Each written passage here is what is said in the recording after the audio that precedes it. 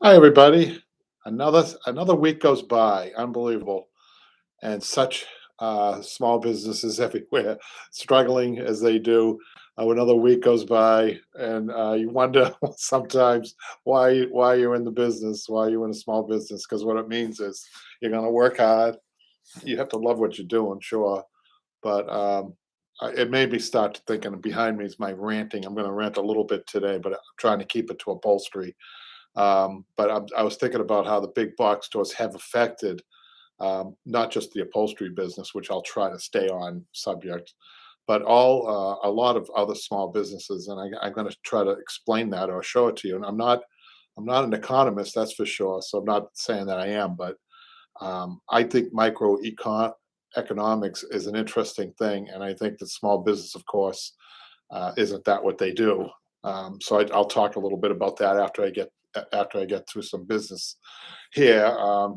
Welcome again to another episode, and hopefully, uh, some other usual cast of characters will be joining us. So to talk about upholstery as much as we can. Sometimes we do get off subject, but you know, if you're in business, if you're an upholsterer in business, and you have to do your own marketing. You do not have a Usually we don't have capital behind us. How you doing, Wes and Daphne? Thanks for coming.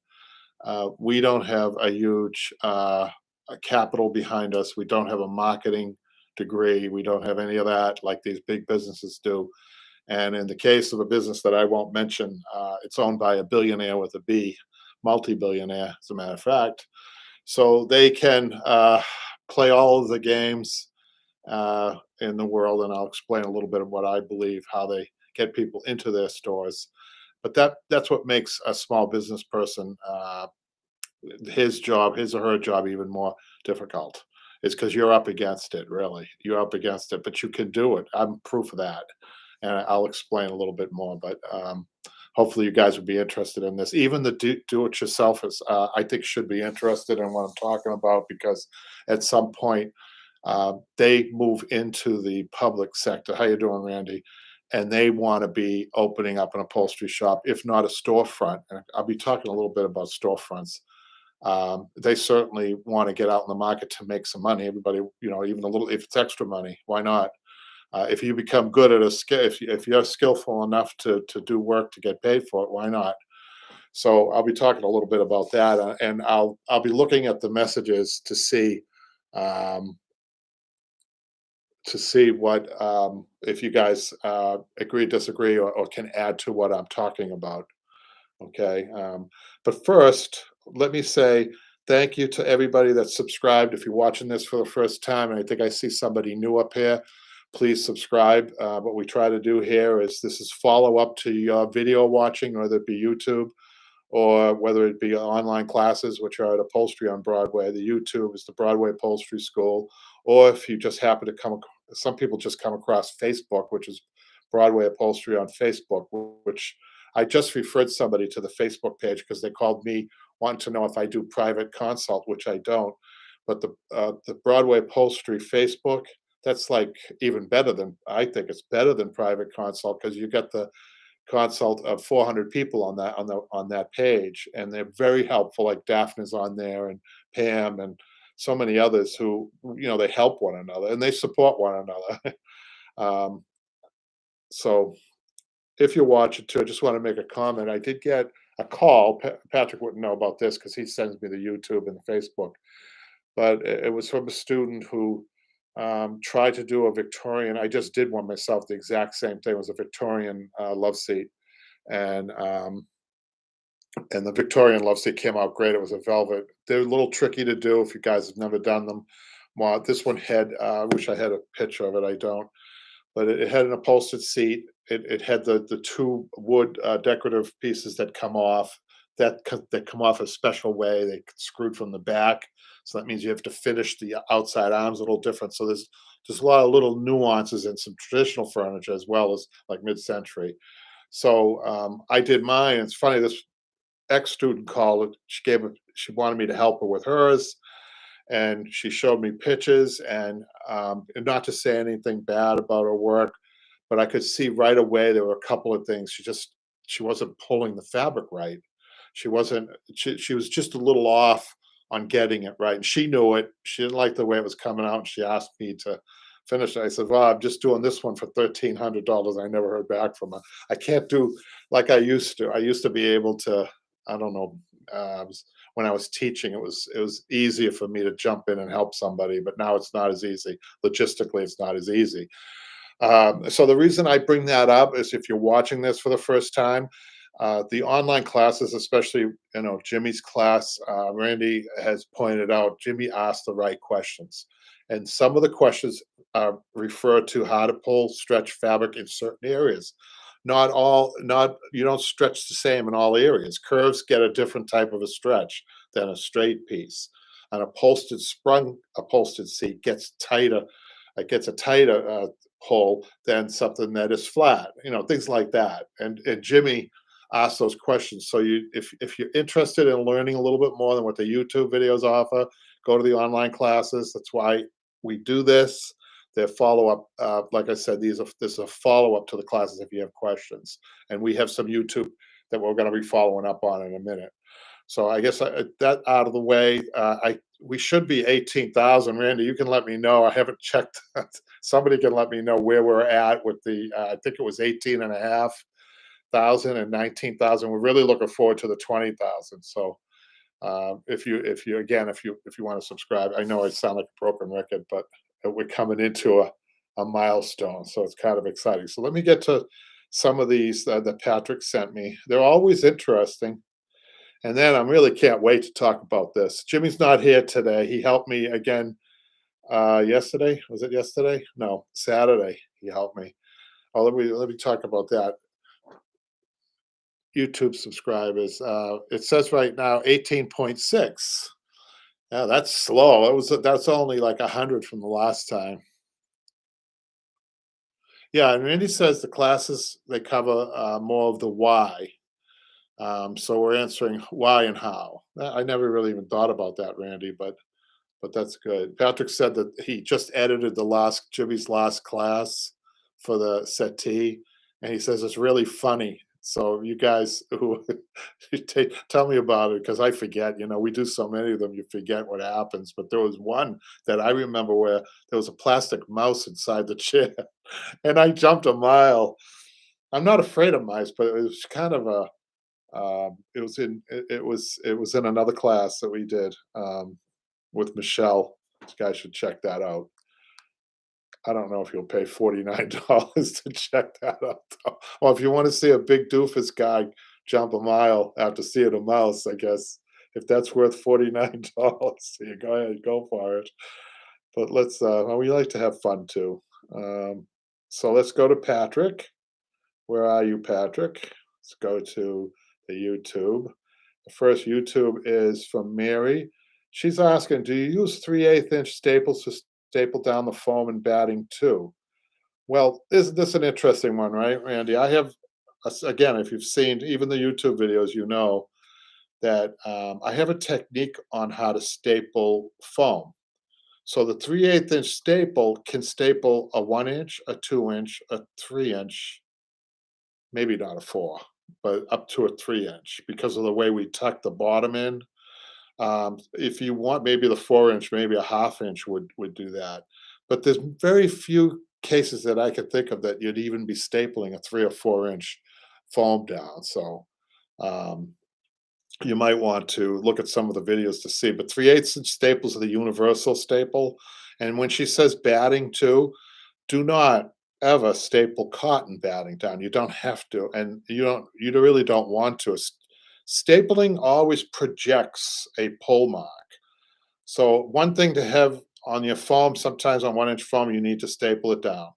And you'll see that when you put a staple in any type of batting, and a foam is a batting, it projects a pull mark. So the closer you are to the top layer of fabric, the more likely you are to see that pull mark through the materials that you use.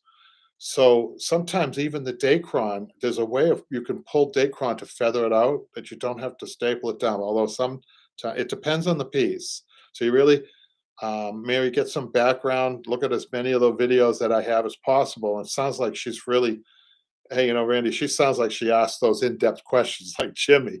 Those are good questions. What size staples do you use? Because there are three main basics. One, the quarter, the 3/8, and the half-inch. Quarter, very seldom used.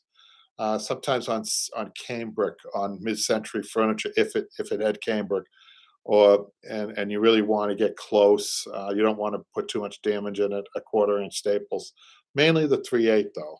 Let's catch up on some. Daphne said, "I do remember the mouse that must be in the tub chair class, because that's the only one of Michelle's I have taken." That's right, Daphne. It was in Michelle's class, yeah. And then Randy says, "Yes, I think it was the tub. It was the tub chairs." So let's go to the next one. Is Jessica? I found a couch on the side of the road, almost identical. This is the Treasures of Upholstery 1800s Victorian sofa, the YouTube. And I found a couch on the side of the road, almost identical to this one, stuffed with hay. And this video is very helpful, very capitalized. I'm by no means a professional, but I love old things. That's nice. Caught in the web of upholstery. I don't know what this was. Oh, Patrick has titled these recent ones that we've done, and I didn't know what the titles were, but he's always very clever and catchy with these titles. And this is about webbing, and the title is "Caught in the Web of Upholstery," Webbing 101. And Nancy says, "Thank you." And she says, "Thanks for this." She said, "Thank you" twice. So she must have really got a lot out of that. Stephen, Randy says he uses hold on before we go to more YouTube. Randy says, I use a 1/4 inch on the cambric, 3/8 inch, and most everything else, half-inch on support materials like webbing. Yeah, yeah, I like that expression, support materials like webbing. Right, that's good. Yeah, I'll go to a half-inch on that in a case like that too, Randy. Yeah. Now we used to, Randy, just for FYI, um, those 14-ounce tacks, depending on what you're doing, if you're doing an older piece and even the half-inch, even after you've maybe glued it and you still feel the wood is compromised a little bit, sometimes what we've done is take a 14-ounce tack, and you guys know what a true 14-ounce tack, a real 14-ounce tack. I say that because don't buy tacks at a hardware store. Go to the online class and you'll see the difference. The difference is the 14-ounce tacks have prongs in them, and those prongs are made. So we'd put one of those 14-ounce tacks in each of the red area of the webbing. So you get two tacks in each webbing just for extra support, because those prongs, they go in and they're very difficult to come out, because that's what the prongs are for. A lot of people don't know that. These little, let me see if I, hold on a second. Going through my tacks here. Everything's handy. That's a 12. I don't think my 12s have it.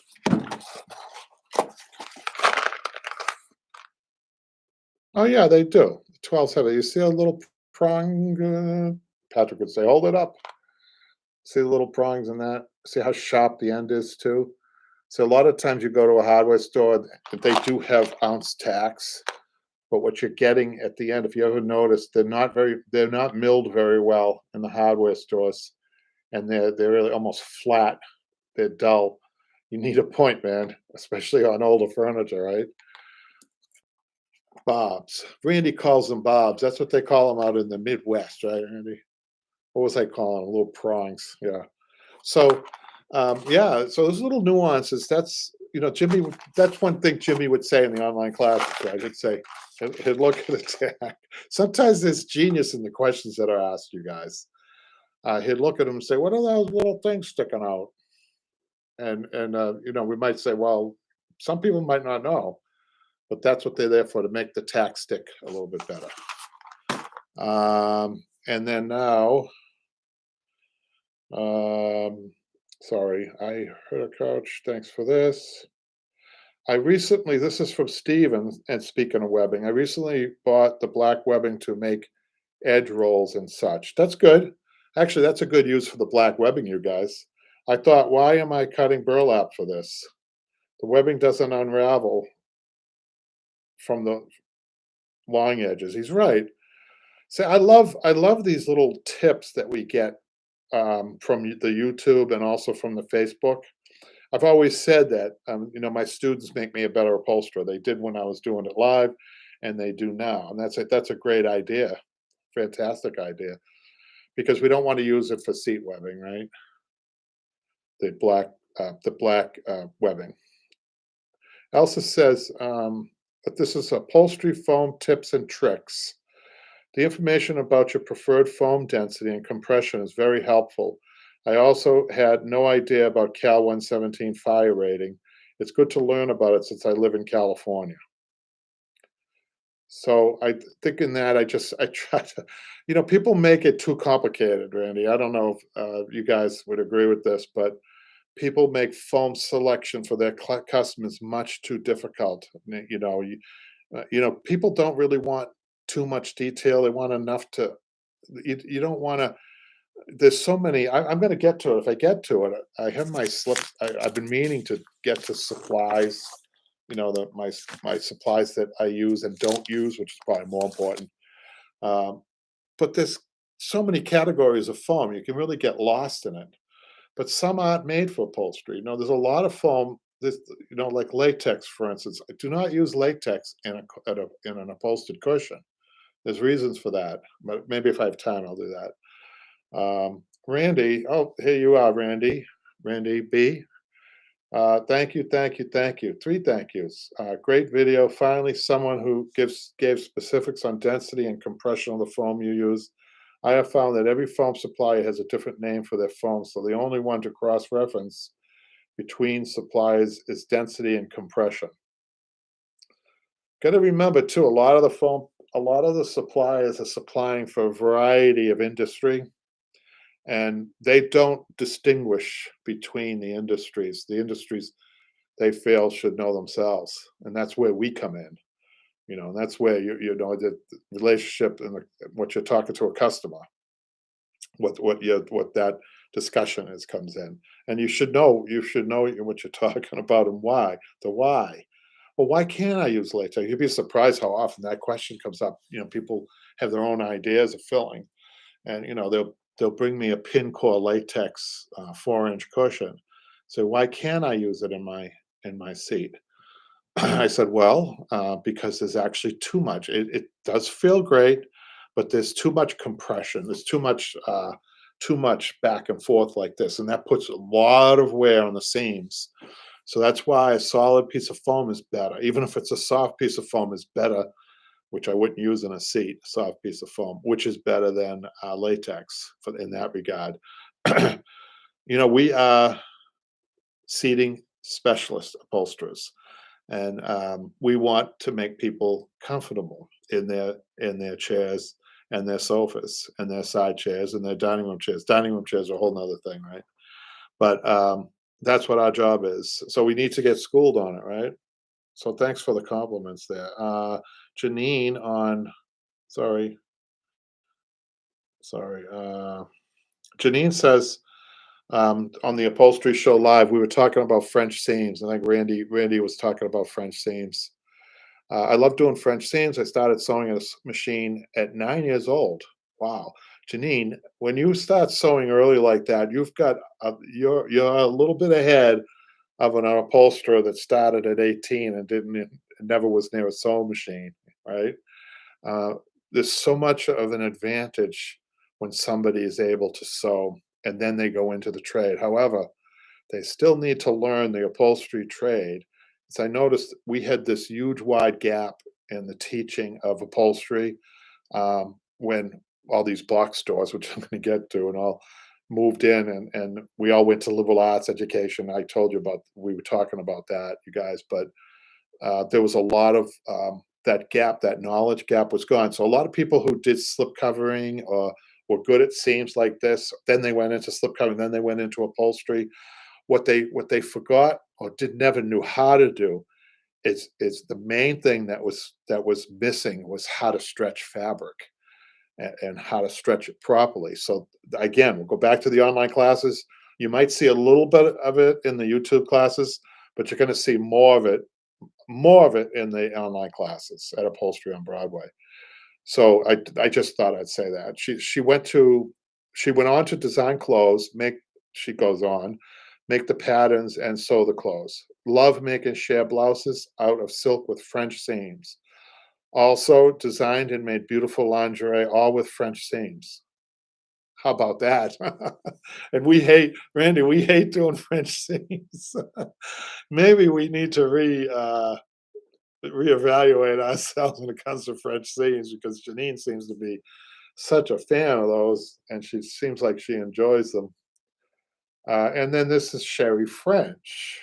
She comments on, it's total coincidence. How to upholster outside back of a dining room chair, part two. How about how much materials needed for the back of chair this style? It was a small back. You probably could do it in 3/4 of a yard, the back and the front. Because remember, upholstery fabric is more than 36 inches on a yard. It's 54 usually. At least that's a universal standard, is 54 by 36. Now, when upholstery first started, there weren't many choices. You get horsehair fabric. It was 27. Some of the French mills are still looming at their looms are 27 inches, if you can believe that. Randy says appeal French seams and upholstery French seams are two different, a little smaller, aren't they, on clothes? I could be wrong, but I feel like sometimes when you're stapling folded fabric over batting, like in the front edge of the arms, you need the half of an inch staples. I don't know, Daphne. Webbing tacks, they have bobs. Okay, so let's there was Facebook business here, but let me see if I can find it from Patrick. Okay. So Sarah, Jeffrey, this was 4 days ago, so I know it's a new one. I think it's the only one up there. That's a good resource. I'm surprised, I am surprised that the Facebook isn't more active. That's why I'm trying to push people to the Facebook because I just think it's a great place to get help. Sarah says it's been a while, but wanted to share and ask if anyone knows what kind of style this is. It's really pretty, and no animals fell out of this one when I picked it up. That if you remember, Sarah picked up a sofa with a skunk in it. I remember that email I read to you guys. That was crazy. I was thinking of adding an olive velvet fabric, and I started, but wondering if there's a better option for something to make the paint really stand out. Well, she's got a very unusual chair, you guys. So I'm going to show you that one, a close up of that one first. You see the paint work she's got in there? I don't think that's inlay. Did she say it was inlay? Boy, talk about retention. I got to read it again to see. No, she didn't say. So I'm thinking that that's painted. Thinking that that's painted, that inside back. Isn't that pretty? That is really interesting. And then here's another picture of wow, it needs a little work, you guys. Right? And then you know how I always say the outsides are important on any piece of furniture when you're finishing it? Well, they found that the outside, I think this is the outside before I open my mouth. I think it's the outside. They found the outside is important enough to do that. Look at that. Isn't that beautiful artwork? I don't think that's stenciled. I think that's hand done. I really do. How do I know that? I'm just guessing. Let's just inflate it a little bit. What do you think, Daphne? Oh, it's got pearl. You see the pearl and the ribbon? There's probably a name for this particular design. But she's asking,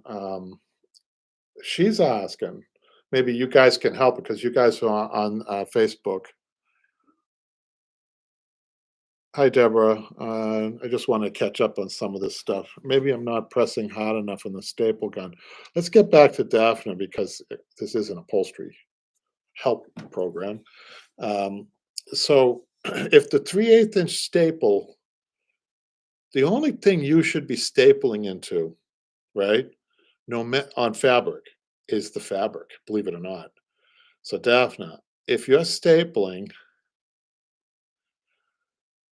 your staples are popping out of the Dacron too. You might want to check your, maybe Randy already elaborated on this, but you may want to check on your air pressure because you should be at 80 pounds. This sounds like it might be an air pressure problem because I know you have a good gun, and check it out. Make sure it's at least 80 pounds. That's what I recommend because those staples, unless you're using quarter-inch staples, they shouldn't be coming out. That's why I'm so nutty about safety on these guns because they go through oak. You should be able to get those half inch with your gun with 80 pounds of pressure, no matter what type of system you have, compressor you have. You should be able to go right through oak with that gun. She's talking about the front edge of the arms underneath where the panel goes. Well, a actual panel, that's another place where we use quarter-inch staples because you don't want the staples coming out of the front. I'm not sure what you mean by that. So Wes said he found a similar problem, went to longer staples. That's fine. And Daphne thinks that this is painted. I think it's hand painted too. It's just too pretty to be stenciled. I like to think it was hand painted. Isn't that beautiful? I've never seen anything quite like that, you guys. Let me get back to her question because she's asking. Um, I thought she was asking if we could identify it, what style it is. Yeah, I would say arts and crafts first of all, and I would say that this was a one-off. That this was maybe a custom piece that could have been commissioned, which is a very unusual thing these days. But it used to be, and tied into what I'm going to be talking about. You used to be able to hire artisans to do things like this.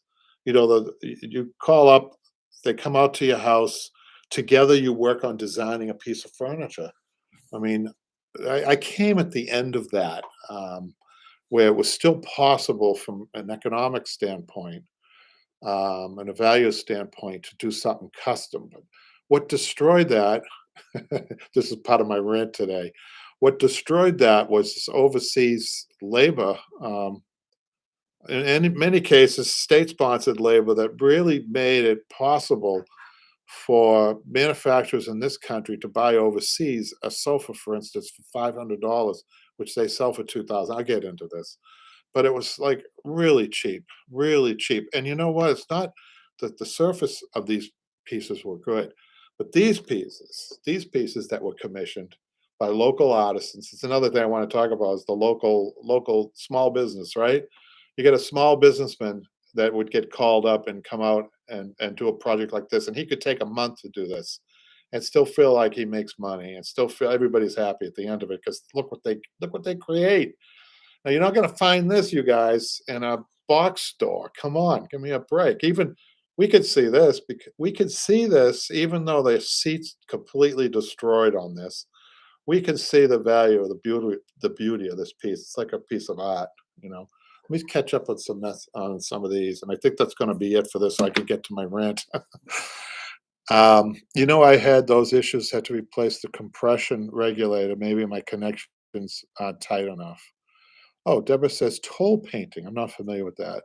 Regarding the chair, it seems like it might be fairly modern, like 40s or 50s. I would say that. Randy says check the pressure gauge. It does seem to be cycling on and off, and now that it's hidden under the table, I haven't been able. Make sure you also drain it occasionally, Daphne, right? And the tape. Randy suggests the tape too. So let me get to this. It dawned on me. Um, you know, being in a small business, and like I said, if you do it yourself and you've exhausted all of your family and friends furniture, which is usually what you do, you go through your family and friends, and then some people are left sitting there. Well, where's all the business? Then you have to start marketing yourself one way or the other. You need to get your name out there, right? And this is the name of the game. And we don't have most of us do not have the power behind us of a marketing department, which a lot of these places do. But today I was thinking a little bit about downtowns. I'm in two areas, one in Arlington, Massachusetts, and I'm in Maine and Massachusetts. So I see the downtown areas, the traditional downtowns that I remember and I love. There's a lot of empty stores. We all know that. And I got to thinking, why are they empty? And I realized the box stores have really I mean, it's hello, surprise. I know you guys aren't surprised by this, but the box stores have really done it, have really done a number on downtowns. And just to kind of put it, to think about upholstery in the beginning of this conversation, hopefully it's a conversation and not one way. Um, in Framingham, Massachusetts, a big box store moves in. It's up on a hill. I won't tell you the name of it. It's up on a hill, and it's self-sustaining purposely. It's up in the hill and away from downtown purposely, so that they may capture as much of the consumer dollar as they can. Okay, and that's it. So, meanwhile, in Framingham Center, there used to be a lot of small upholstery shops, at least 10. It was known for that in that area, upholstery shops.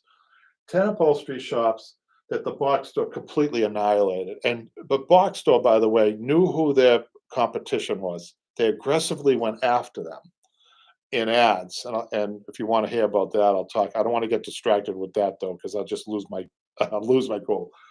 But what happens to the downtowns? The 10 at least 10 upholstery shops close. They employed over 50 people easy. And this box store, that's not enough for the box store. They have to provide food and entertainment in their little city that they created, their little whatever you want to call it. And so what does that do? It's not funny actually. I don't know why I'm laughing. So where did the restaurants, the mom and pop stores, they must have annihilated 3 to 6 of those at least, right? And then they offer movies, first run movies. First run movies. You can go there for free, I think, and see a first run movie. Well, there used to be 2 movie theaters in that community. Now there's only one.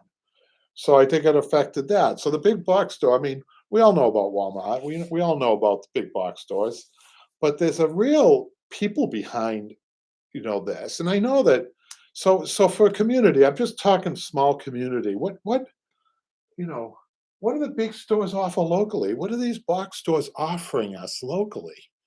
You know, I mean, they're away from everything. They're like their own little town within a town.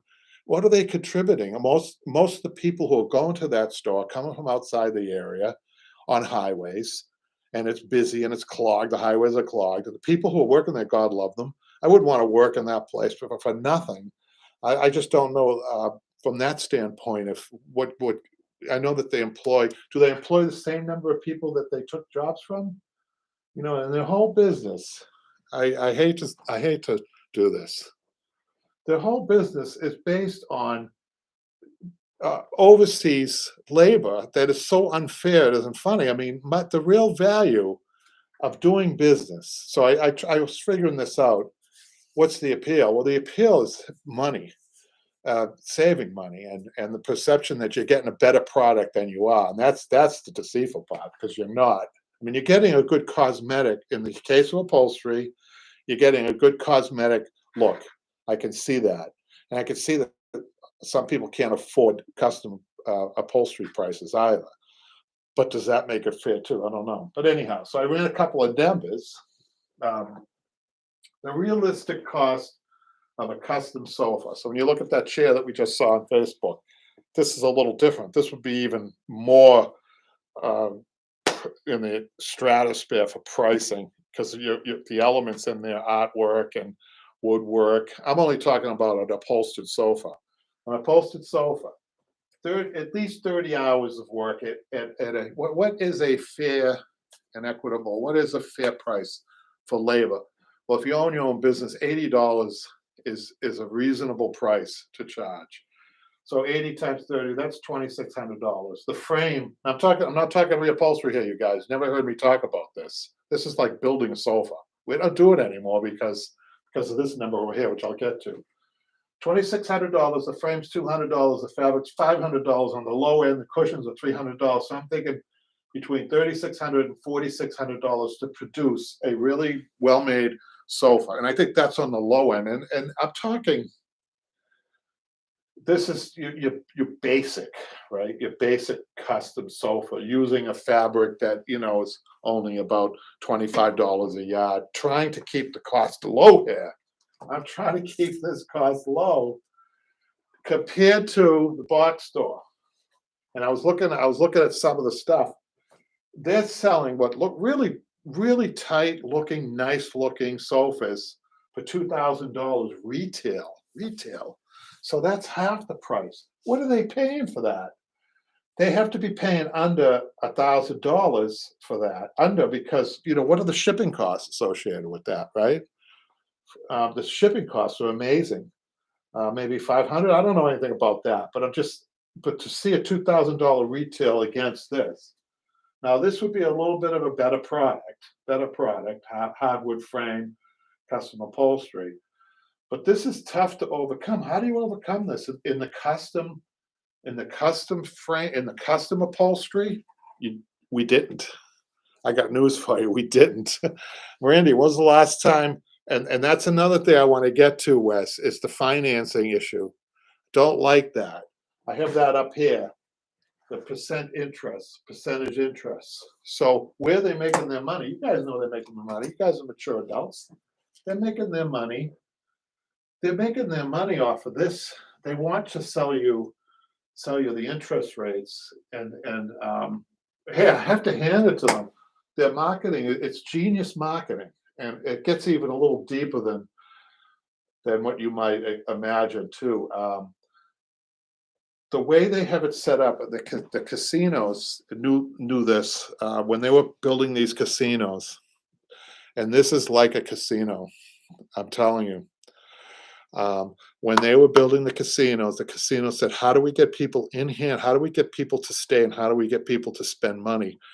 And they hired. Guess who they hired? Neurologists, psychologists, sociologists, every ologist you can imagine. They hired and paid good money. And that's why when you walk into a casino, you got the bells going off, the smells. You don't see too many exits, which I wonder how they can get away with that. But so much more, though, so much more that I wouldn't even think of. The music, things like that. All of that triggers you to spend money. And big box stores know how to do it too. And I really, I can't really go into this too much with my customers. Sometimes I do, though. If somebody's borderline, I won't be. I'm really, ranting with you guys. I wouldn't do this to a customer. But sometimes I'll drop little hints on, like, yeah, it's kind of hard to compete with overseas, labor. It's kind of tough.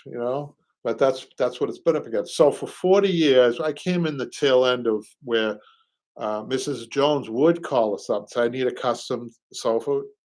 Can you make it?" Sure. And we do all the details, finished color wood, all that stuff, and make it from scratch. That hasn't happened in a long time. And this price here, that's really low end. That's really low. It'd probably be a lot more than that. But anyhow, I was just trying to be fair in my comparisons, but there's a wide gap here. So I had some other thoughts, about my couple of my hometowns that I'm in, this Maynard, where I'm in. A big supermarket went in, and I'm trying to keep this. I'm trying to keep this upholstery. This is not upholstery related, but it dawned on me that when they moved in, they brought in with them a couple of aisles of hardware where you can get like tape, little basic hardware stuff. And there's a hardware store in this town that's been here for a while. I know that might have hurt them. And the other thing is they bring in a cafe. They have food. They have what looks like to me like there's a sushi chef making sushi. That's one restaurant. There's a guy making pizzas right in there. That's at least two businesses. And then they have a cafe where you can go sit down. So they're getting into these big box stores get into everything. And now, how do I know? How do I know about my own situation with the big box stores is, and you got to give them credit for knowing who their competitors are. Us upholsterers being small business people, and we're so busy trying to earn a living and make a living, we don't keep track of these things. I didn't go to a famous Ivy League university to study marketing. But I could tell you that we as upholsterers maybe have dropped the ball a little bit, but they knew who their competition was. That's why they produced commercials against upholsterers, if you can believe it, this particular box store. It's unbelievable. Some of the stuff, I mean, Patrick and I laugh at it. But their last one was, I just tell you, I've told you this before, and it's been a couple of years, but it was where a woman there was an upholstery shop. There's a guy smoking a cigar. The door opens, and the guy looks in, and there's a guy that doesn't look so hot in there smoking, and on the table there's this huge. This is really kind of ironic. There's this huge, like, meat grinder, machine age, oily, dripping machine on a table. And I'm thinking to myself, what upholstery? What's that doing at an upholstery shop? And eh, the person who does the commercial, then he doesn't want to go in, and he looks out, he looks at the camera and says, you could go to a guy like this or come to me.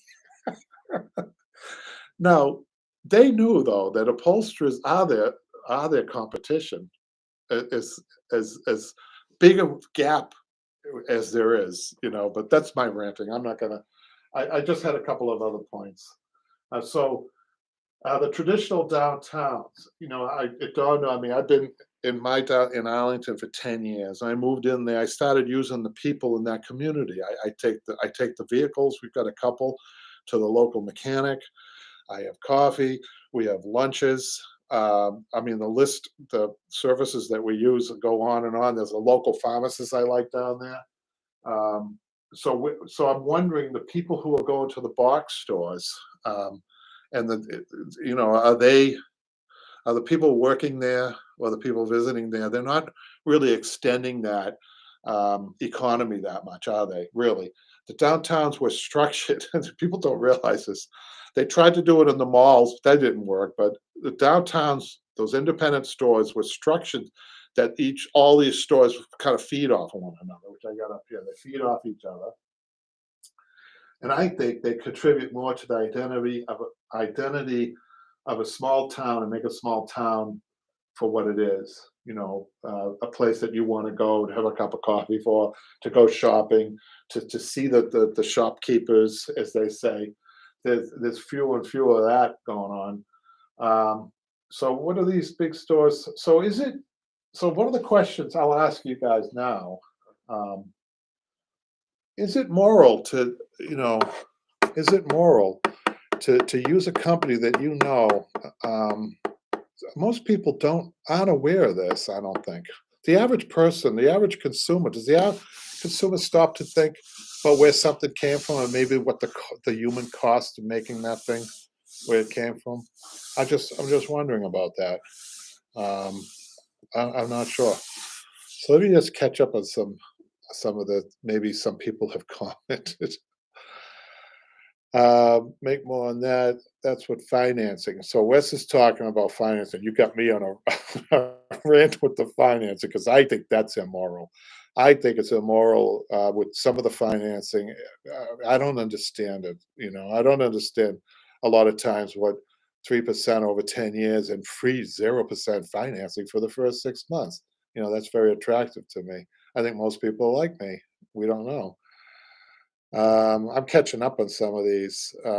Daphne says, "Oh, not a fan of that store at all, but I think part of the appeal is for parents. Kids can be entertained while parents shop."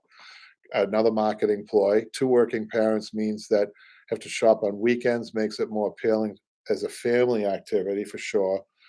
Um, and Randy says, "Must be an East Coast chain. Doesn't it's something I haven't seen here." So you're lucky, Randy. You don't have to worry about that.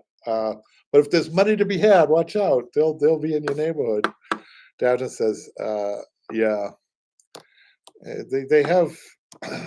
It's not just this particular store we're talking about, because this has been copied in other big stores, and the smells of free popcorn and music, um, real manufactured music. There's no, there's nothing really big What's this? Wes says that's where financing usually comes in. Make more on that. Yeah, these 100% solid hardwood. It only has to be 10%. Yeah. Daphne says she hates giant supermarkets. Basically, all stores like it. It just doesn't seem sustainable in the long term. And I was just, yeah, I was watching some YouTube on these abandoned malls across the country.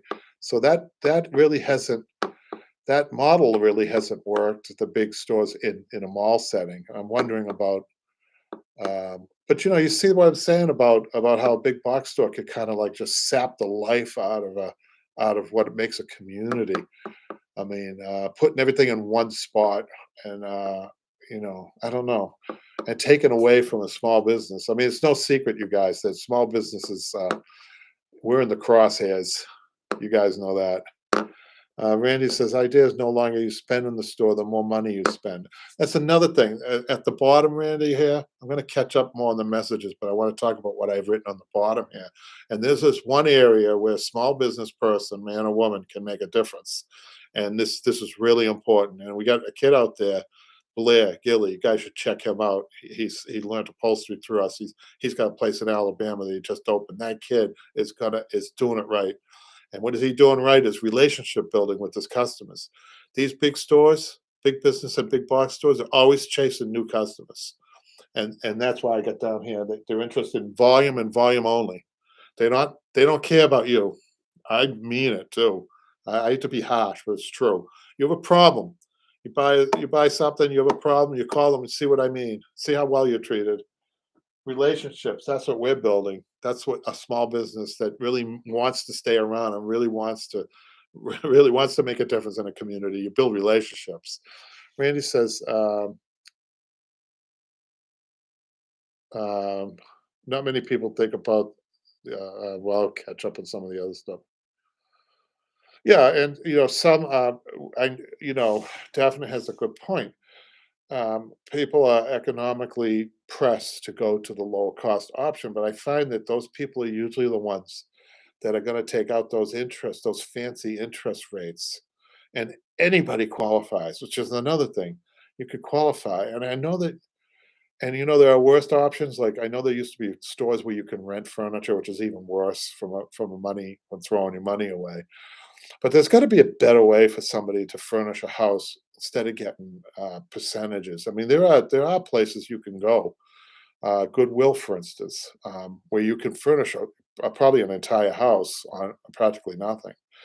You can get more creative, and some people I know want the fresh new stuff. Maybe it's not the right time. Maybe you wait until they save money because this stuff doesn't last anyhow.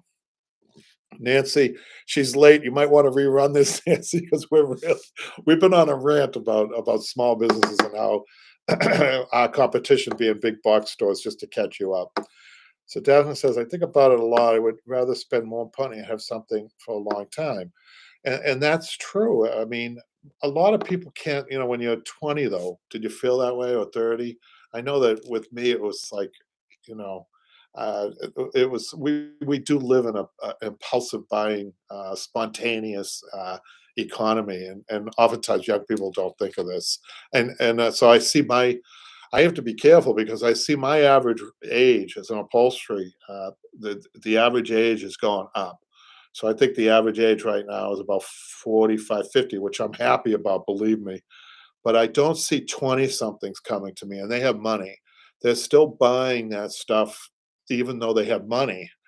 They're still buying that stuff that really isn't valued and they're going to throw it away. And hopefully, by the time they're 40, they'll come to me with their grandmother's furniture. I don't know. This is interesting, you guys. This is really good. Randy says most people shop on price. Rent to own is terrible, like 40%. 40% interest, Randy. You got to be kidding me. Daphne says when she was 20, she was reupholstering chairs. I got you by 2 years or 3 years, Daphne. Daphne says, and shopping at thrift stores, buying chairs and slip covering them until I could reupholster. There you go. There you go. And look what you're doing there. Talk about community building. Anytime that you're supporting those places, um, you're supporting people that need, you're supporting people for sure.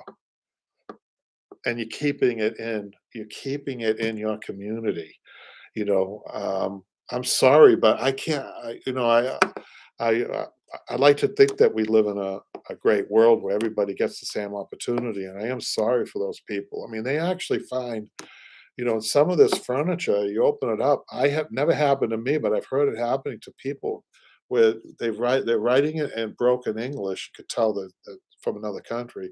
Help! I'm enslaved here in this factory, and it's true. I mean, I hate to, it's true. Um,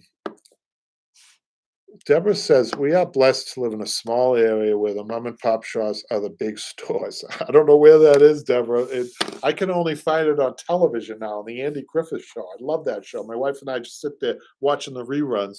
And a lot of times I'm watching behind all the stores. They're going into the barber shop, the TV repairman. You'll never see that again.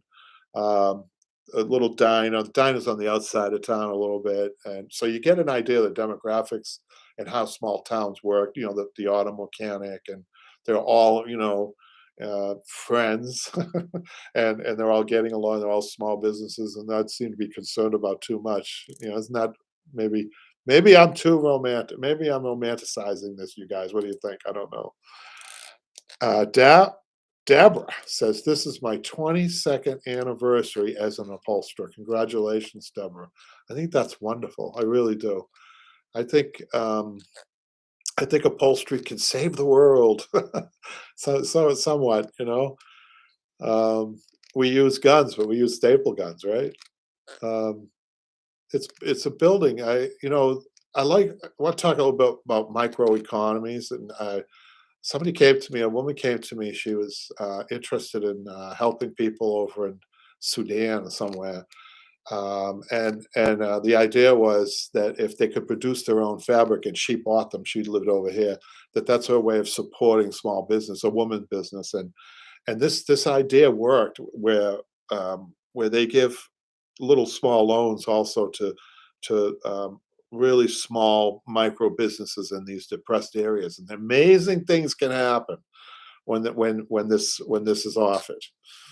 Daphne says, yes, I think big box stores are victimizing people without the savvy about reupholstering. It's just something my family has done for generations. So Daphne, and Randy says, congratulations. So I just want to catch up on my board to see if I talked about everything. I'm sorry, you guys, if I ranted a little bit, but sometimes I get in these moods. I'll tell you, why I came today, it was a little selfish because I was a little bit lull in sales. I'm thinking, why is there a lull in sales? And I know that even when I'm quoting prices, I'm saying to myself, wow, that's expensive. I couldn't even afford that. I couldn't even afford my own prices. So I'm hoping that the demographics will win, where I am at, which is a little bit elevated, and so is in the rent and everything else, will suffice. That will always fill in, but sometimes you get into these ruts where every estimate that you're given, people aren't doing. So then you start questioning yourself. Are you getting too much? Are you excuse me, are you overvaluing yourself, or the fabric, or whatever? So you always have to be watching this stuff. And then usually, you can find reasons. Vacations, people on vacation.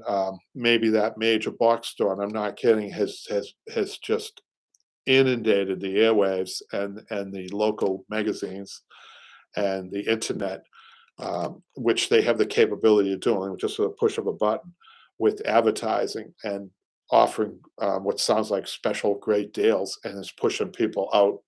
I've had a few people say that, "Oh, I'm going to buy new." So that's what you're up against. So I just want to make sure I got it all off my chest. One of the questions I had, which I think I said, what do these big stores offer locally? What exactly are they offering locally? Are they offering? Because I notice, are they sponsoring Little League? Are they sponsoring the football? Do they know the local cop? Things like that. What exactly? I have no idea. What are they contributing to the local, or they're all about themselves and their $1 billion? So getting back to that commercial, where they show the meat grinder, and I'm thinking to myself that, boy, they know about meat grinders because 10 upholsterers at least were gone when they moved in. So, well, whatever. Uh, so the identity of a small town, I talked about that. I think I talked about everything. So I'm gonna say, you guys, sorry about the ranting, but I think it was fun. It just makes you think, the challenges that you're faced with as a small business person, whether you're in upholstery or, um, you know, restaurant business. And another reason why I got started on this, I was sitting in the shop and I was thinking, I like a nice soup, nice hot soup. And then I started realizing this, like mom used to make, where's this mom and pop? It's gotta be. And I was thinking, it's going through my mind. I know the area pretty well. I couldn't think really. When you say soup, to me, a soup needs to be eaten in a mom and pop store. It's just better that way. I couldn't come up with one. They're all gone, and it's kind of a sadness to that. Hopefully, it'll come back, but let's just catch up before we go on some of the other messages. Randy says people start to compare custom work to buying new at the discount store. No thought to quality, just price.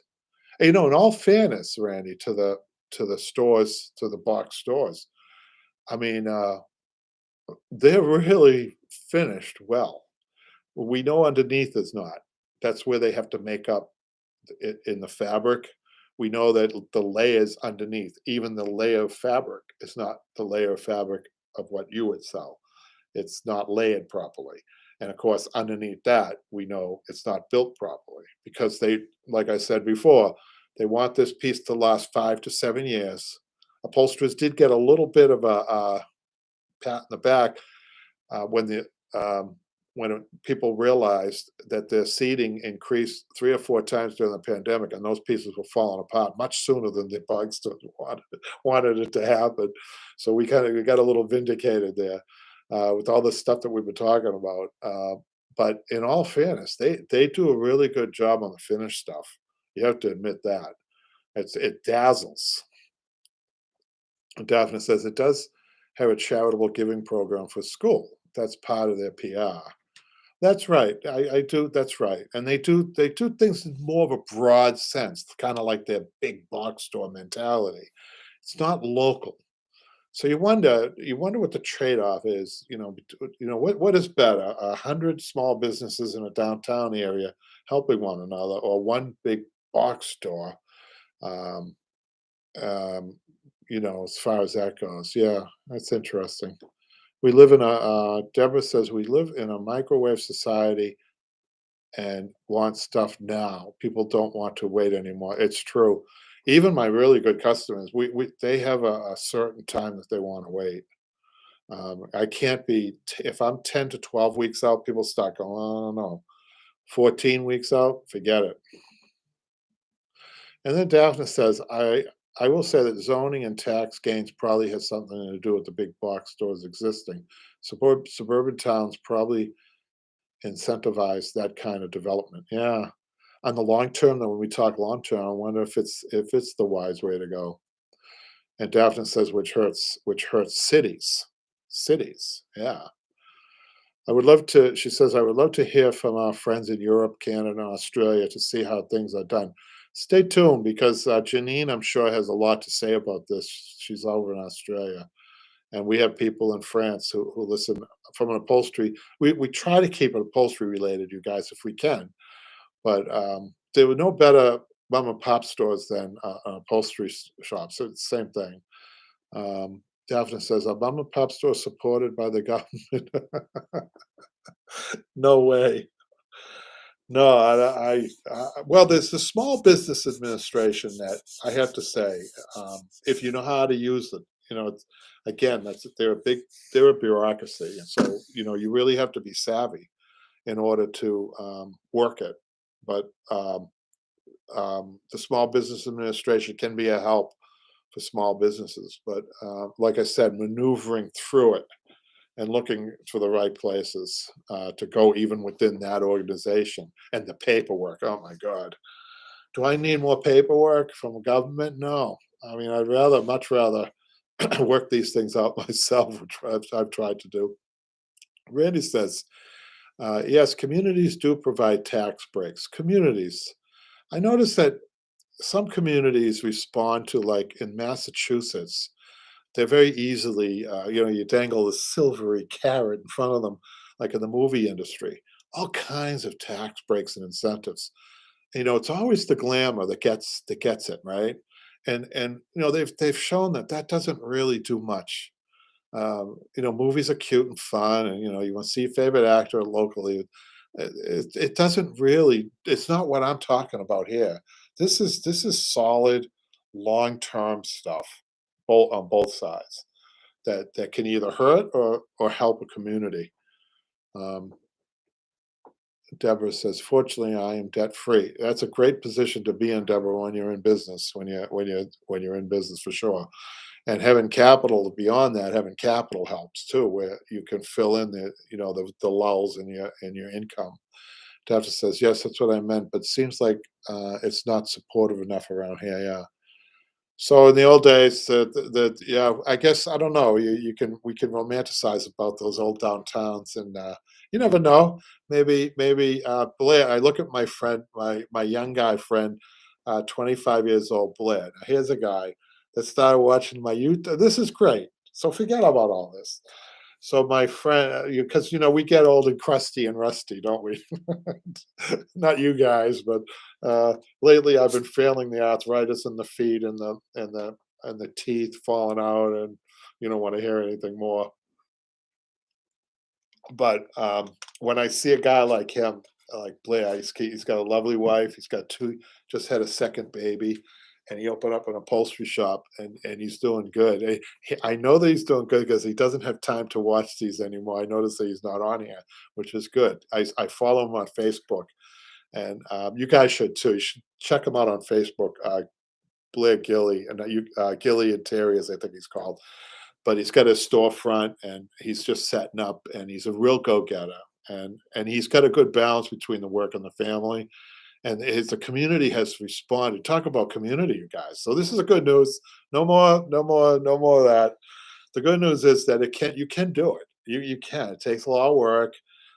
It takes guts. It takes integrity. It takes customer servicing. It's that relationship building, and picking a good community that